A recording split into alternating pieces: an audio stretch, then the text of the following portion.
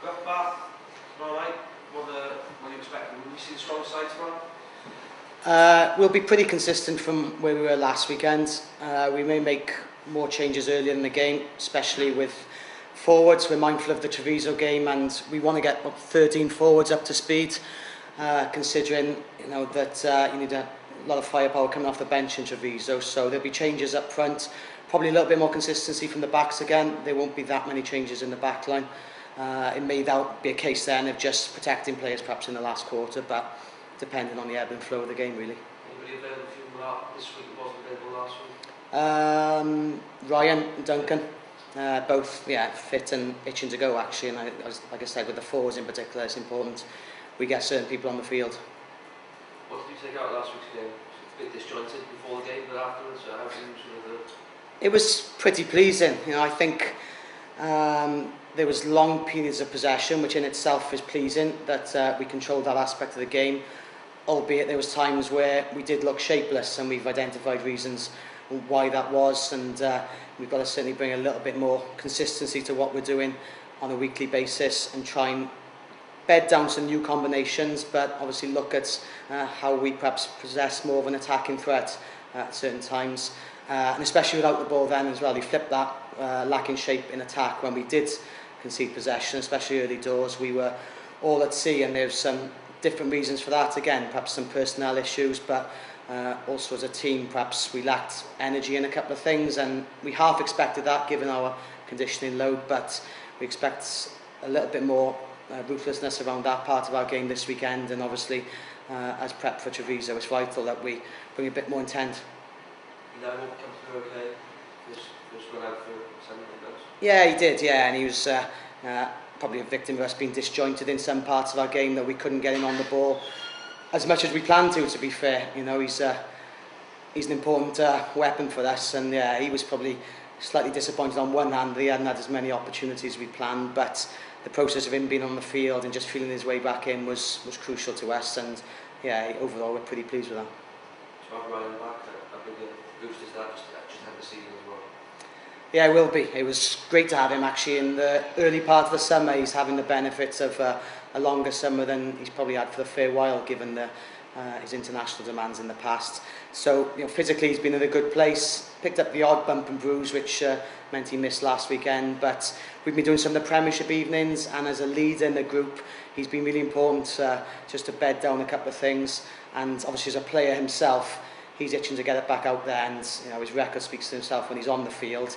He pulls teams together, and when you talk about teams being disjointed tactically, he's one of those players who can actually command certain things on the field. So as one of our leaders, he'll bring a bit more to that this weekend. After Gavin Ensign might play, he was a guy who played here before, but he was fans want to see him on the field, wouldn't he? Yeah, 100%. I'm like every Welsh follower, I guess, that we've all had our frustrations with Gav in the past, probably us more than most, but considering the last couple of years. And the odd glimpse he showed last year for London Welsh, so I can appreciate why Bath signed him. I'd like to see him on the field challenge our defensive line this weekend. We could do with someone with that cutting edge against us, with real quality around him, people like Kyle Eastman, Joseph, Banahan, Abendenham. There's probably a little bit more firepower on the field against us this weekend, so hopefully that'll sharpen us defensively as well. How do you reflect on Gavin's time with the Ospreys now? I think in terms of the early part of the Ospreys, I think he was playing some fantastic rugby. Don't take away his record in the Ospreys shirt and the points he was gathering, but just week in, week out, man of the match performances in those first 2-3 years, leading to some of his Welsh exploits then. Obviously it started to turn thereafter perhaps, but injuries played their part. Personally, I only got to know him briefly. I started work as a skills coach with some of the senior group, but it was when he was injured, so I started doing one-to-ones with him, but obviously his physical state was starting to play on his mental health, and that sort of changed things, but he's such a talented guy. I really hope he plays this weekend and has a great season. What have you made of what's happened since left the Ospreys? Obviously he's had a pretty checkered time, I'd say. Yeah, he has. Like I said, different things have taken over, but he's frustrated coaches that he always shows those glimpses, and like I said, hopefully that he can have a good year this year and prolong his career, because he's had enough injuries to hopefully play for longer as well. Does it add something to this game to have him involved? I don't know, we're not, I've spoken about it enough, I just rather focus on our prep now, and that's been our theme for the week. We know what Bath will possess, apart from Gav as well, as a powerful team, and we've got to match up to that. You know, if we don't, it'll be a long evening for us, and that isn't the prep we need for Treviso. How far away are you from competitive action, being ready for the start of the real business?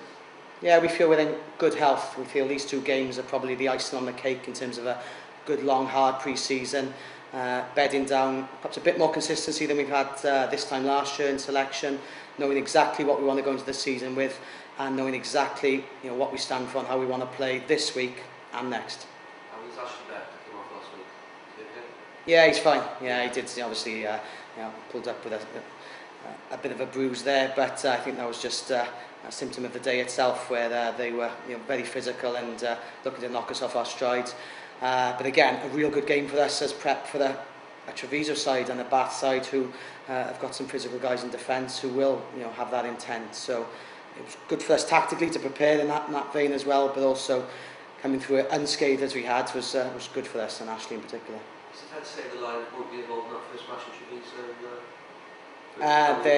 They're itching to be involved, but we've just got to be mindful of managing the season and, you know, taking every case on an individual basis, really. One more question on Gav. Given that you were very complimentary about him earlier on, he's 31 years old.